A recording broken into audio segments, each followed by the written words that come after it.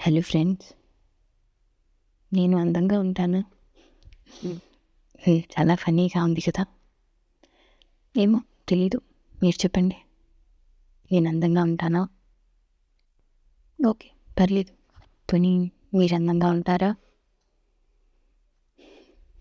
Sorry, మిమ్మల్ని చేయట్లేదు. But ఏందో ఈరోజు నాకు అనిపించింది, నేను అందంగా ఉంటానా. కానీ ఒక్క విషయం, అందం అనేది ఒకరికి అవసరం లేదు.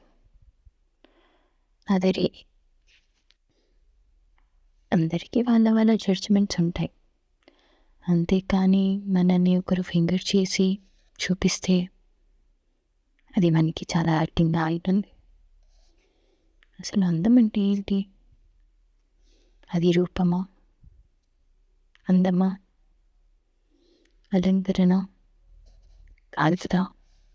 ఒక జడ్జిమెంట్, అభిప్రాయం కాదు. అందం అనేది ఒక కవి వర్ణన, ఒక చిత్రకారుడికి ఒక బొమ్మ కాదు కదా. మీరేంటిది ఫిలాసఫీలు కవితలు చెప్పేస్తుంది అనుకుంటున్నారా? ఏమో అలాగ అనిపించేసింది. అందం అనేది ఫేస్కి సంబంధించింది కాదు కదా.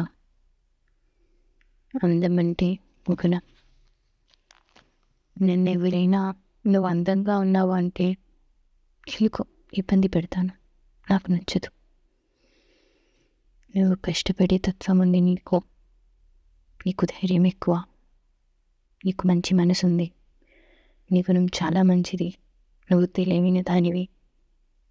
అలాగంటే ఐఎమ్ హ్యాపీ. నేను దాంట్లో చాలా సంతోషంగా ఉంటాను. మీరు కూడా నేను అందంగా ఉన్నాను లేదా అవన్నీ వేస్ట్. ఒకరు అన్నారని, ఒకరు పాయింట్ చేశారని నువ్వు మార్చుకోవాలని ట్రై చేయకు.